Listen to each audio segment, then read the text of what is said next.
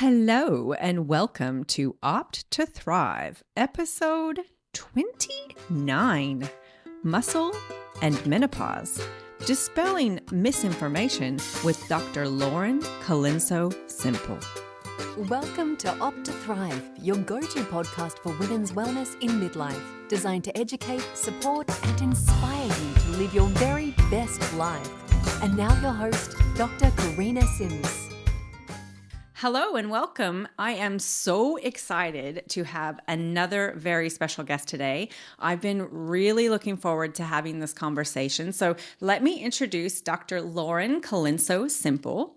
Lauren is a muscle physiology researcher and science communicator with expertise in female physiology, exercise, and nutrition.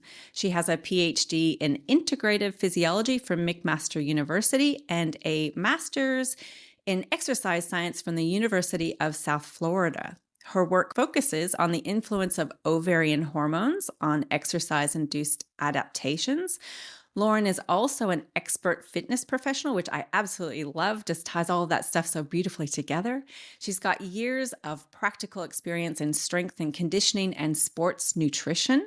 She's also the co-owner of the Mass Research Review. So that stands for Monthly Applications in Strength Sport, where they analyze and summarize the most recent studies in exercise science and nutrition. And needless to say, Lauren is well and truly on the front lines in a particularly unique position, really, because I don't think that there are heaps of Laurens out there, not a lot of scientists specifically studying female physiology. And what a crazy and exciting time to be on the scene when there's been this, well, I like to call it a revolution, really, in menopause awareness and education. There's just been this explosion with a media frenzy and a lot of misinformation along with it. So as a medical professional myself, I at times have found it pretty challenging to separate the facts from the fiction. So I am just so excited to have you here today, Lauren, to help us do just that. So welcome to the podcast. And again, thank you so much for taking time for us today. Oh, thank you for having me. I'm really excited to chat with you. Great. I'm just so excited to have this conversation. So let's get started, hey? Now, I invited Lauren here today for lots of reasons, as you can probably imagine from that intro. I first learned about Lauren when I saw an interview that she did with Dr. Jen Gunter not too awfully long ago. Jen is one of my absolute favorite evidence-based women's health expert go-to. She really tells it like it is. She's down the line. I knew straight away listening to that interview that we were speaking the same language. Lauren and I were both very passionate about educating women on the importance of just moving their bodies and encouraging them to do it in a way that makes them happy, but maybe to also consider optimizing what they're doing for optimal long-term function and health, particularly in regards to muscle strength and health. So I'm just going to start with a little bit of a backstory. For myself, in the last few years, I hit this midlife period. And honestly, even as a GP, I felt a bit blindsided by the changes that were happening to my body and to my brain. And as a GP who does a lot of women's health, I was so surprised. I had not expected to find myself in this position where I really felt like my body had changed overnight. I now appreciate that that wasn't particularly true, that it was a bit of an insidious process that kind of snuck up on me. And then probably with all those hormonal changes that were happening pretty drastically for me, it was I was having a pretty severe situation. It probably just kind of snuck up on me. But then it was then that I realized that we as a whole in medicine weren't doing menopause care very well. And so I thought I needed to go looking for some answers, not just for myself, but for my patients. And in that search, I found some very loud voices with some very extreme messaging, messages about how we had been misled and neglected as women in terms of research, and that the sources that we as medical professionals rely upon to keep us up to date, especially as GPs, the menopause societies, my particular professional college, the RACGP, So there were accusations that they weren't up to date in their recommendations. And I was starting to find myself getting a little bit suspicious about my training and what I'd been taught. And I started to question everything. And in the beginning, I was ready to jump on a few of those bandwagons. It really took some time and effort to wade through all that information to work out what is evidence-based and what is not. There were some experts that in the end I chose to pull back from and distance myself from.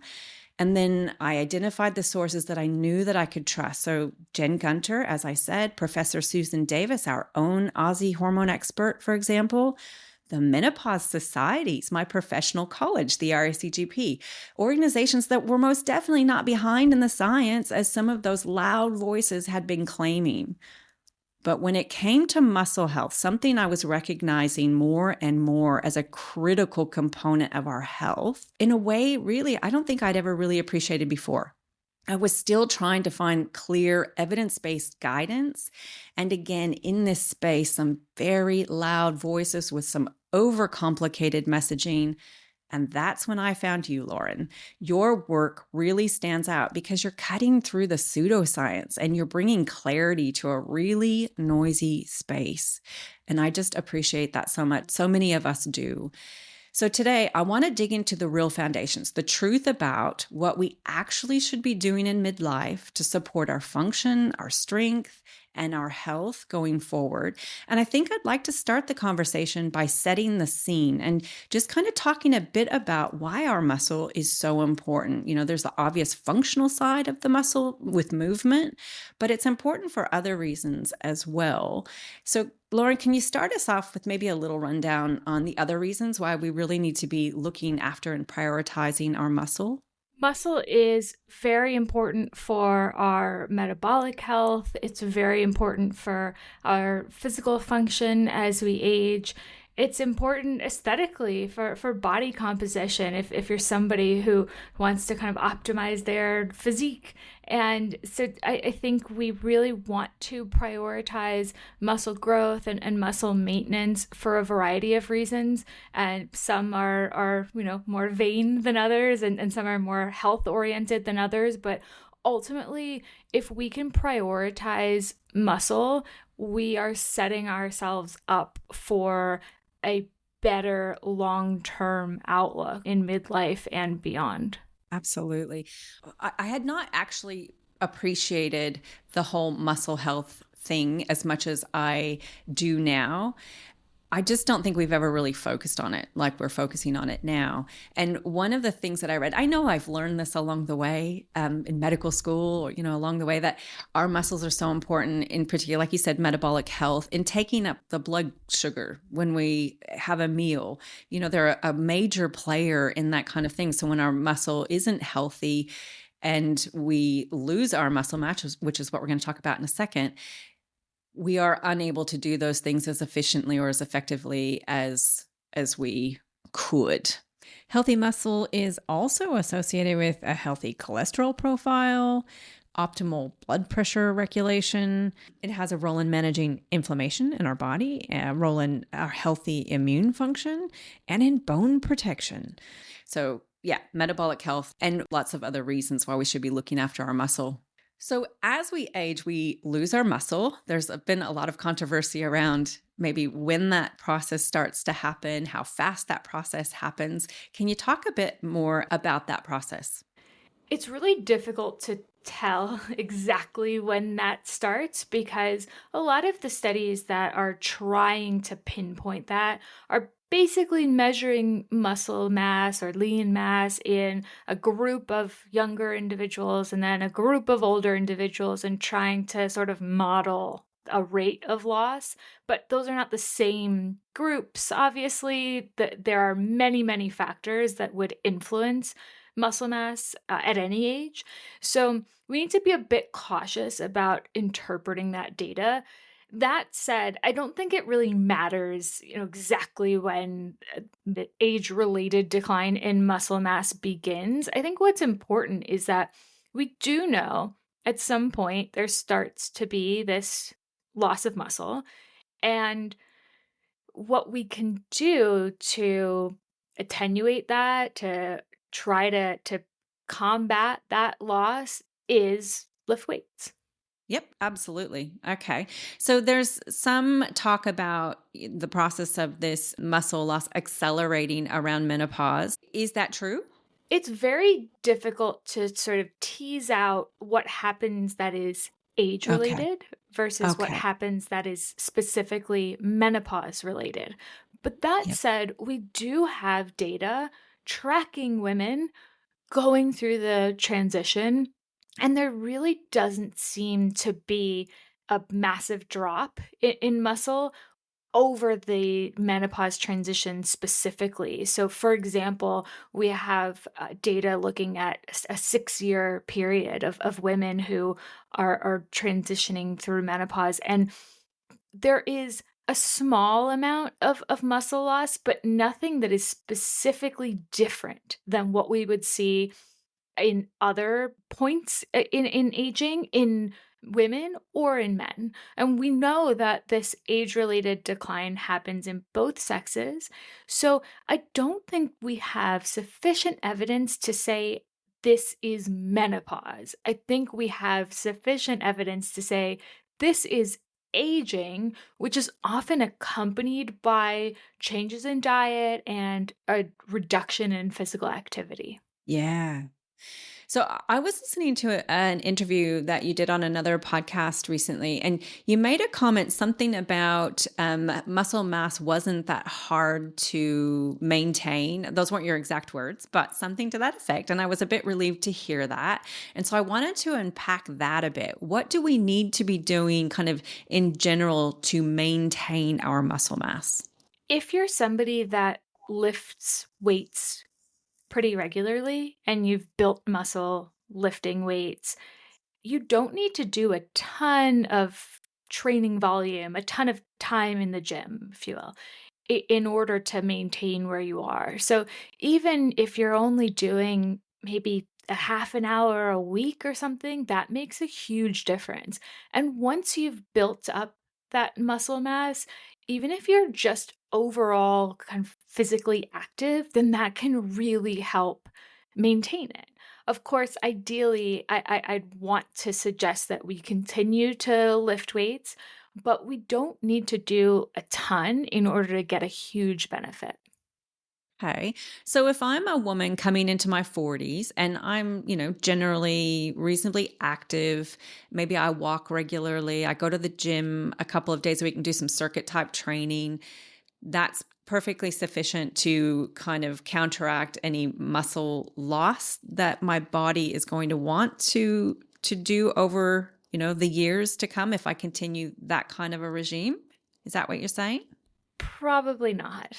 Okay. Um, Okay. if you are, so I should clarify, if we are already lifting weights pretty regularly, and then maybe for a few weeks or even a few months, we are a bit irregular with that training, then that's not a huge deal. But if muscle growth and muscle maintenance is the priority, we really, really need to be lifting weights consistently. So if you're brand new to exercise, pretty much anything you do will help grow a little bit of muscle initially, even something like cycling or incline walking or Pilates, but that's a small, small, small amount of muscle. If we want to continue growing that muscle, which we should, then we need to be doing challenging strength training type workouts and progressing over time so that it's continually challenging. Let's say this week, I'm doing one exercise and I can do 10 pounds, then maybe a month from now, I should be doing 20 pounds. Or I'm still doing 10 pounds, but I'm doing more repetitions of that same exercise. Something to make it continually challenging so we're really stimulating the muscle. Okay. So when my patients come in and I talk to them about, physical activity and they say, "Oh, yeah, I'm in the garden, most days of the week for a couple of hours, and I can see they're squatting and lunging and lifting and stretching and, the balance, all the things." That's what we're saying is that's fabulous. That's great that you're active and you're remaining active, but it doesn't sound like that's going to be enough to maintain our muscle mass. Is that fair? That's right. I would say all of those things are excellent. And the longer we can continue to be physically active, especially in ways that aren't structured exercise, just doing walking when you're running errands or gardening or those types of things are great.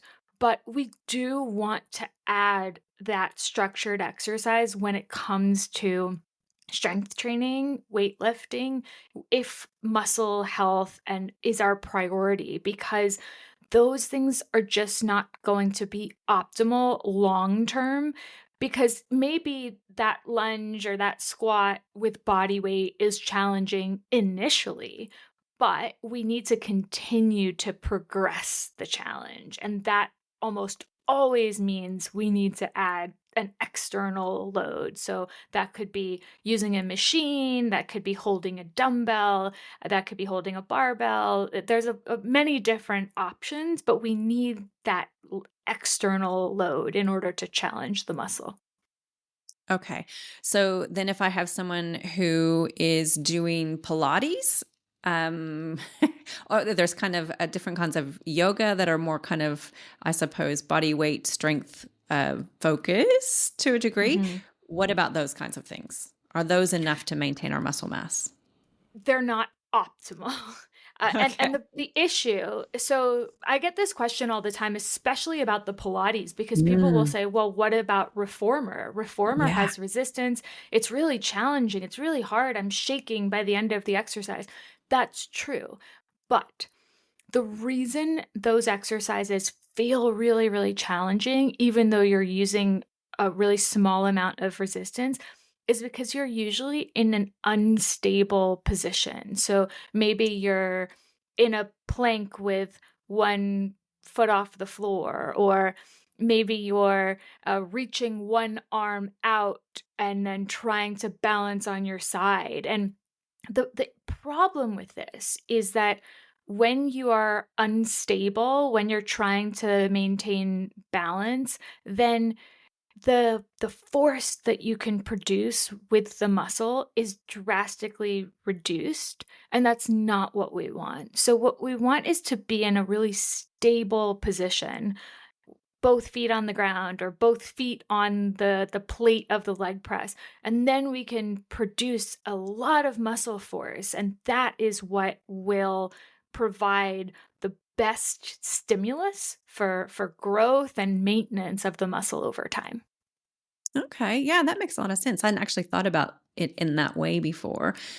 I have to ask, it's making the rounds, it's been making the rounds for a while. What about the weighted vest? Mm. So the if you are walking wearing a weighted vest, this is not going to do much for muscle. If you want to do exercises like walking lunges or squats or split squats wearing a weighted vest, because maybe you have grip strength issues and holding a dumbbell is really uncomfortable, something like that, that's a reasonable option. But what I see on the internet is a lot of people promoting walking with the weighted vest and saying this is going to help you maintain muscle and maintain bone. And that's really not the case. It's just not enough. Walking is great. Physical activity is great. If you have a weighted vest and you enjoy using it, then that's fine. But I definitely wouldn't go out of my way to purchase one. If I were going to make a change, I would either get some equipment for her home or join a local gym and just start simple. Do some of the machines. Most gyms have a simple kind of machine circuit to target all of the major muscle groups, and that's a great place to start. Brilliant. What about resistance bands? If you're building those up, because you can get those in different kind of resistances and you're getting stronger and stronger with those, I imagine that must be effective.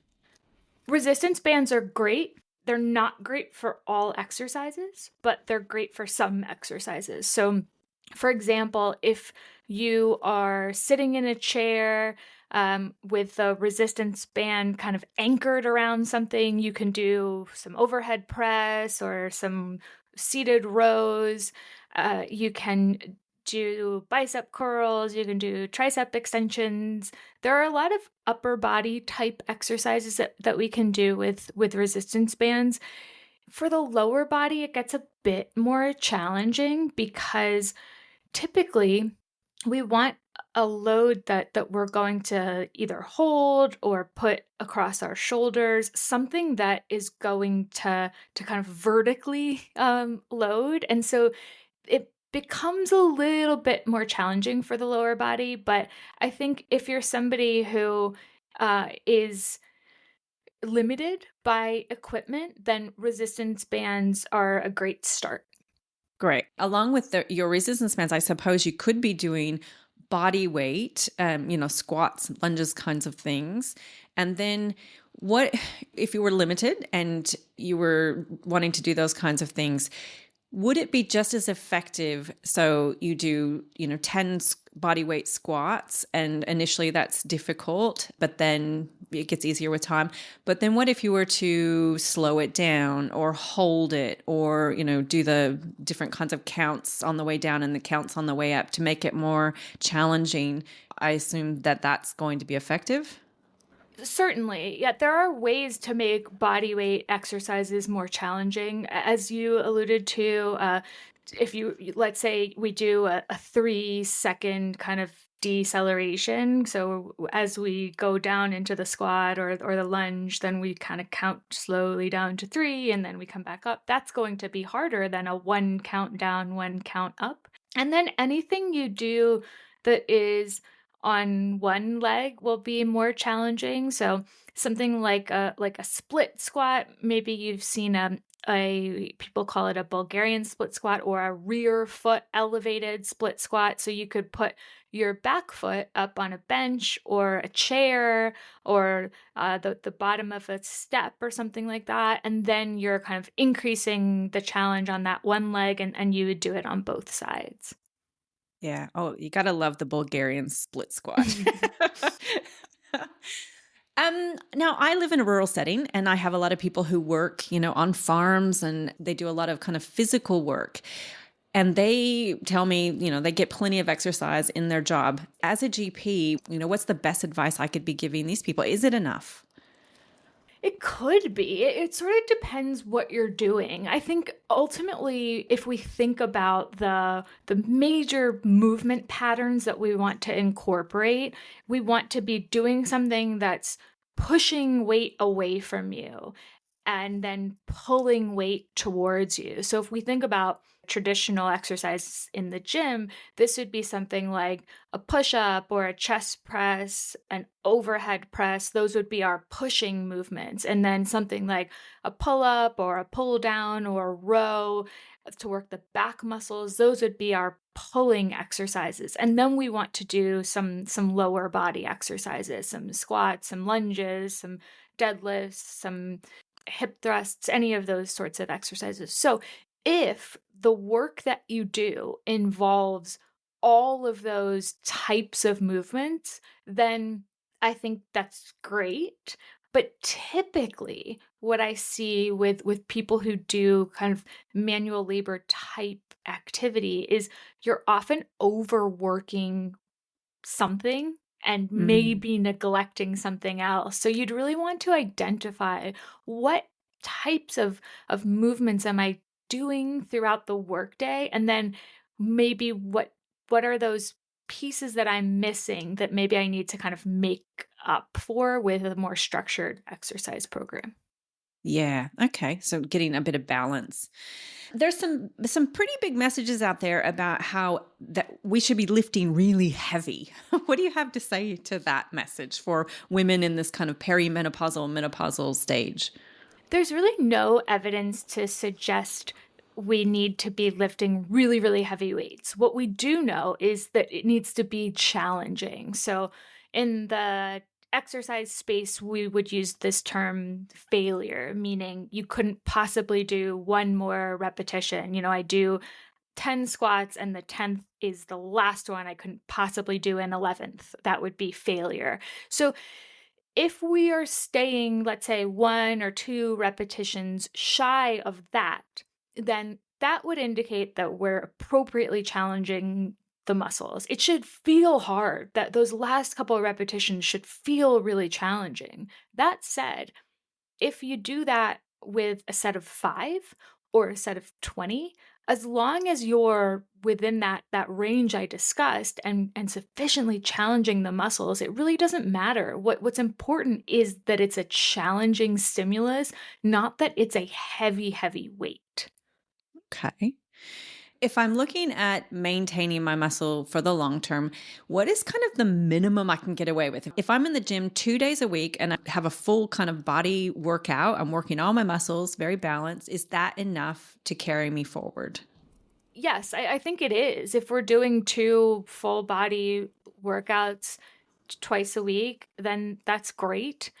If we want to do a third, then that's also great. But what we know is if you go from nothing to even doing 1 session a week, that is going to be hugely beneficial. And so Right. if we can do 2, we're in a really, really sweet spot as long as we can do it consistently and then continue to challenge ourselves over time. So we're not staying stagnant, we're trying to do a little bit more. So maybe I have the 20-pound weights and I did 10. Maybe next week I try to do 11.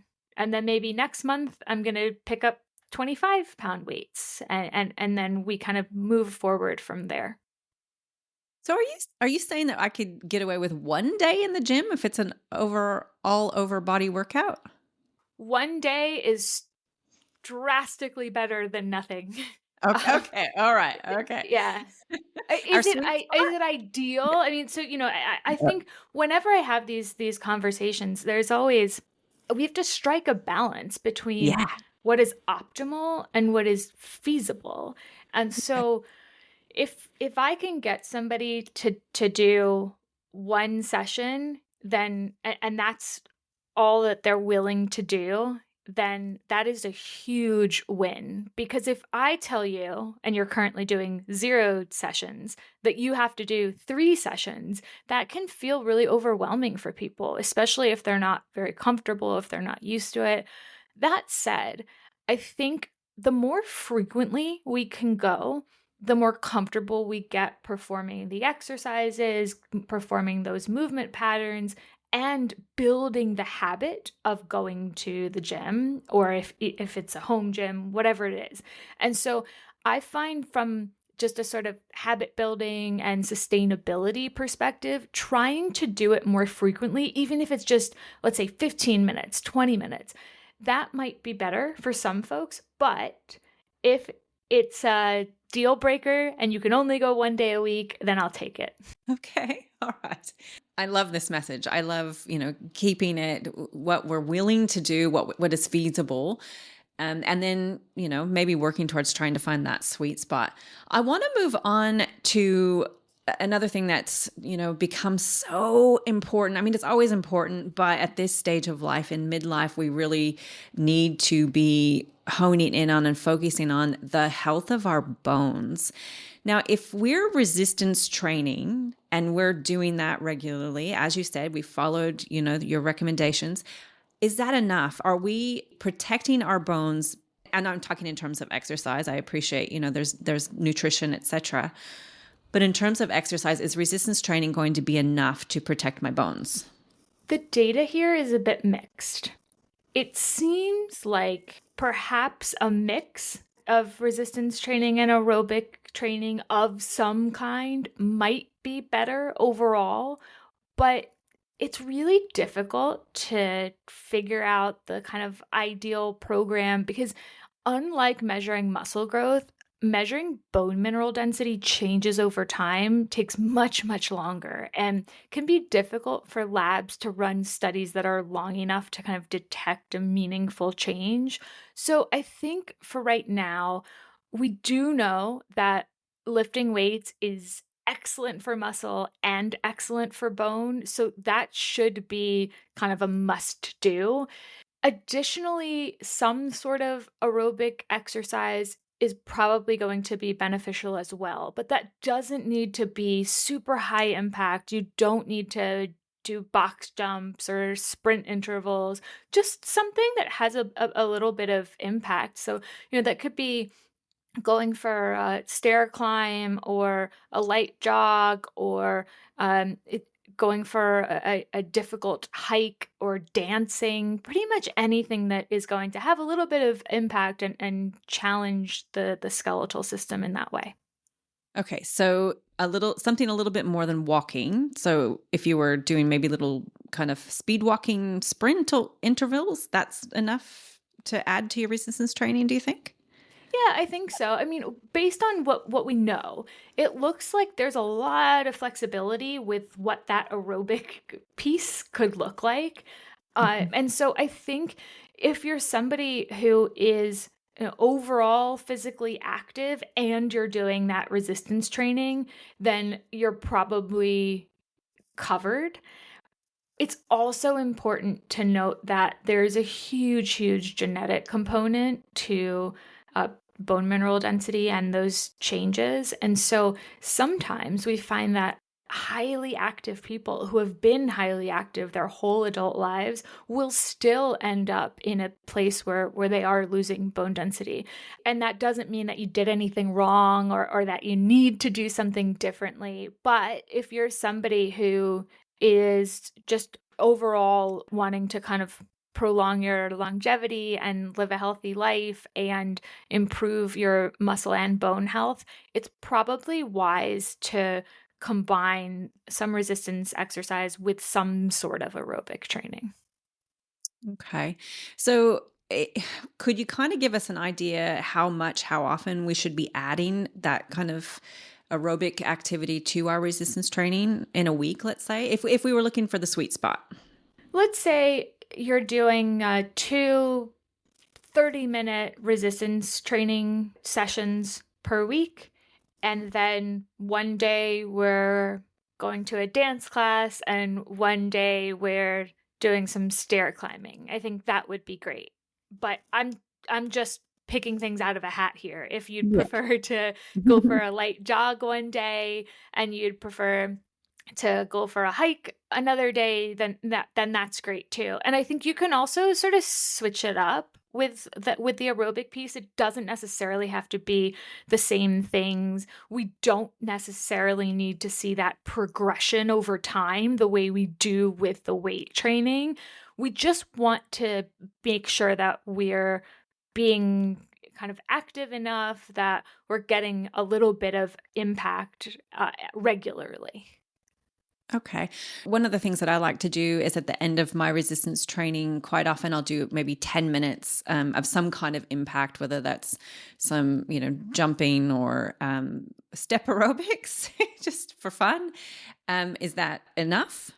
Sure, I think that's great. It's really, it comes down to preference, because I know some people feel really intimidated and have a fear of injury when they see, oh, I need to be doing all of Mm. this jumping up and down. And so I don't think we have good enough evidence to suggest that the jumping up and down is that necessary, because most of the studies that have looked at jumping, it's almost always in combination with the resistance training. And so it's hard to Ah, say, oh, was that the jumping or was that just the resistance training? So I think okay. we shouldn't necessarily promote plyometric style training, because it's unclear whether the benefits are going to outweigh the risks for the vast majority of people. Okay. Yeah, that's good to know.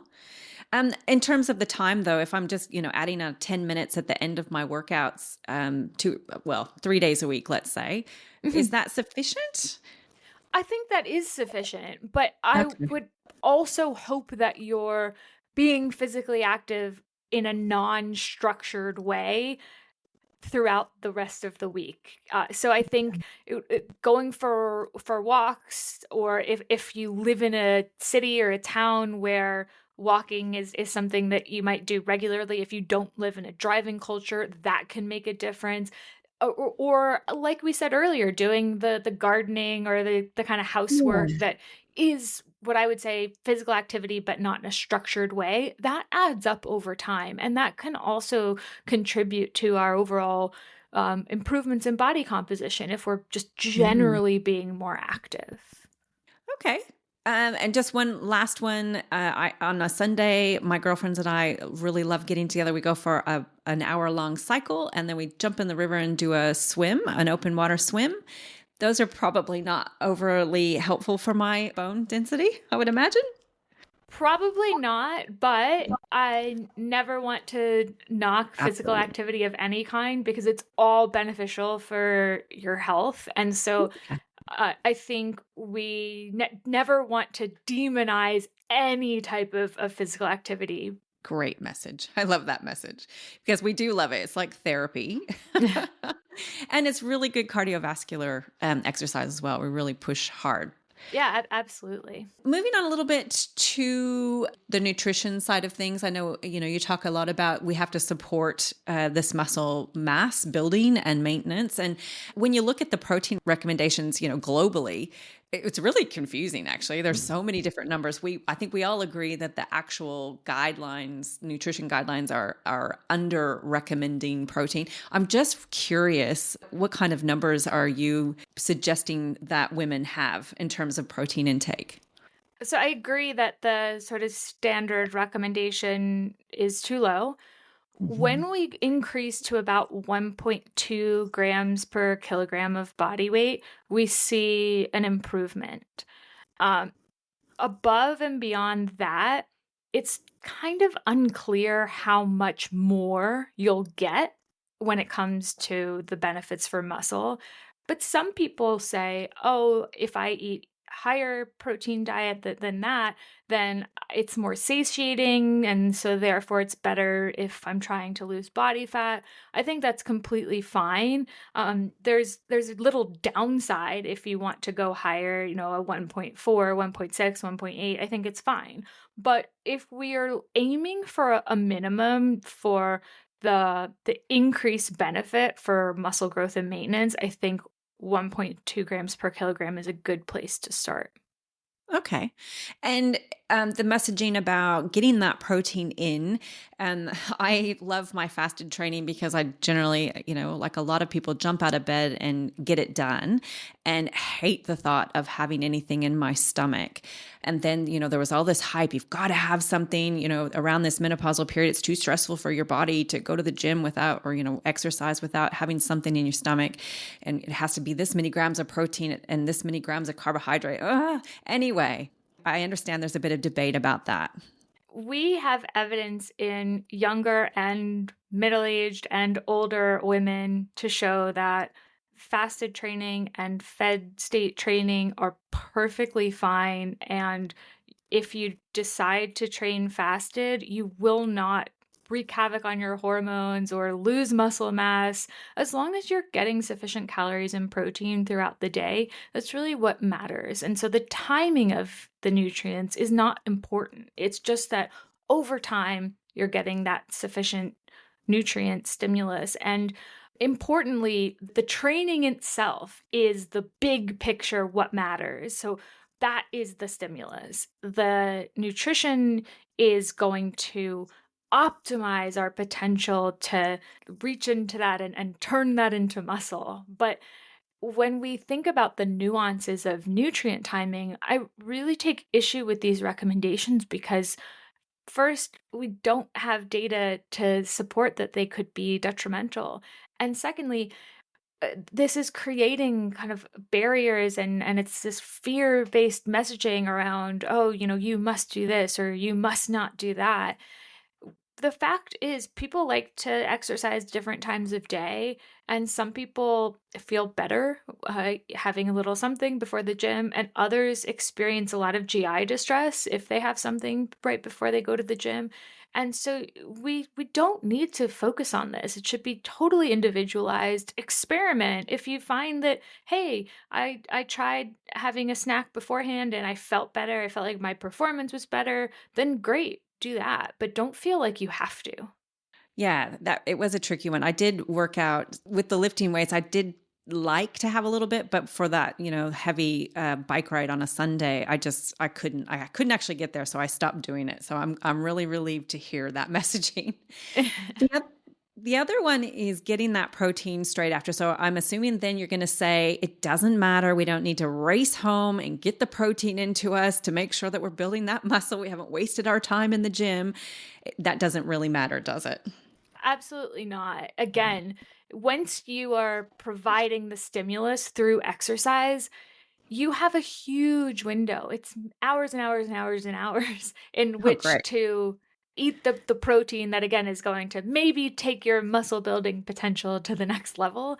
But there's nothing to suggest that there's this tight window of 30 minutes or an hour that you need to eat protein or, all is lost.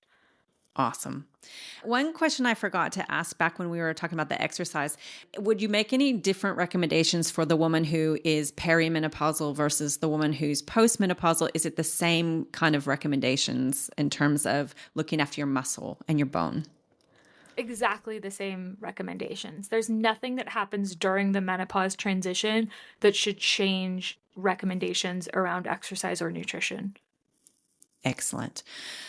Okay. And I suppose around that, looking at hormones, I think there's a pretty clear message that going on hormone replacement or menopause hormone treatment, as we're meant to be calling it now, that is not going to magically help us keep our muscle. It doesn't mean we don't have to go to the gym or work our muscles. And it's certainly not going to, so it's not going to put it on us and it's not going to stop us from losing it. Is that correct? That's correct. This is something that seemed really promising. It was actually something I was potentially excited about, I don't know, 6 or 7 years ago. And then what we see is sometimes something that is sort of mechanistically exciting, and we think, well, this should work. It just doesn't really pan out when we actually try it. Humans are physiologically complex, and so even if we can kind of say a rationale around, oh, well, but the decline in this hormone could be influencing that. If ultimately replenishing that hormone doesn't fix the issue, then it's not really a productive conversation. And we need to go back to what we know works, and that is training and proper nutrition. And, surprisingly, like you said, in your head, it makes sense. I was actually surprised to find that, at least with the evidence that we have now, testosterone, you think of testosterone, I think of, big muscly guys. And so, yeah, give me some testosterone, I'm going to build some muscle. But that's not necessarily the case, is it? It's not. And, interestingly, when we think about, oh, men are bigger because they have 15-fold more testosterone than women, this really is only meaningful during puberty. So that's why the adult male will have more muscle and strength than the adult female, assuming they haven't ever lifted weights. Because during puberty, the surge in testosterone that men get comes with an increase in muscle mass. But when we look at the relationship between testosterone levels and your ability to gain muscle and gain strength, that relationship really isn't there unless we're thinking about those super physiological testosterone levels, bodybuilders who are taking exogenous testosterone, then it matters. But what we see is that, again, it's really that puberty period that is important, where testosterone is the driver, but subsequent to that, testosterone levels are not predictive of muscle growth and strength adaptations. And the bottom line, again, really, it's the stimulus, isn't it? It's the actual lifting the weight or doing the resistance training. Absolutely. And Yeah. so I think if we are too focused on the potential effects of hormone therapy, and to be clear, we're still learning a ton about hormone therapy, and I would love to see some studies in the future that combine hormone therapy with some resistance training and see if, hey, maybe there are some additive effects. I don't know, but it would be great to have that data. That said, I think there's a bit too much of a focus on hormones and not enough of a push to do, again, what we know works, which is the training. Awesome. I love that message.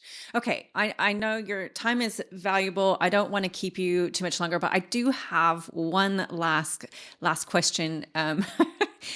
I have been seeing a particular influencer, an expert, a couple of times now, really pushing this message about our visceral fat. As you know, this time of life, our body wants to prioritize putting any extra fat we have around our midsection.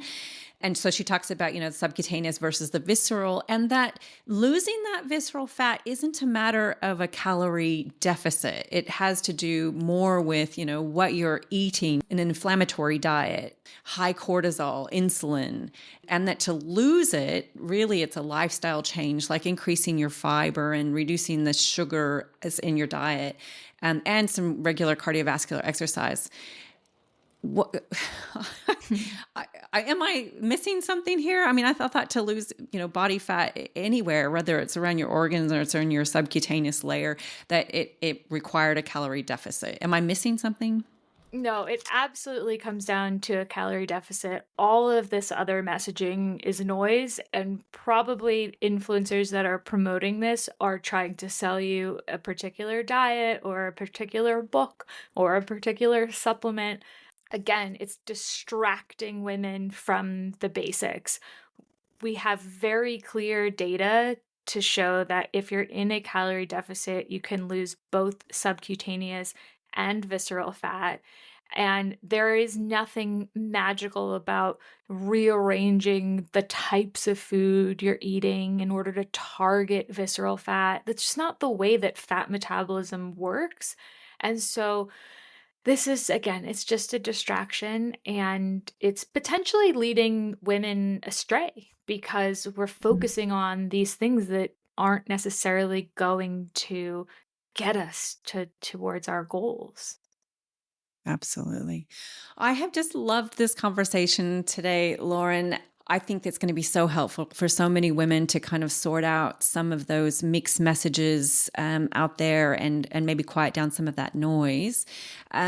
I just wanted to kind of maybe just summarize some of the biggest take-home messages for women in midlife, and probably not really just midlife. That's just where I'm focusing on, but keeping our bodies moving in a way that makes us happy, but, looking at how we can optimize that for muscle and bone health and why that's important.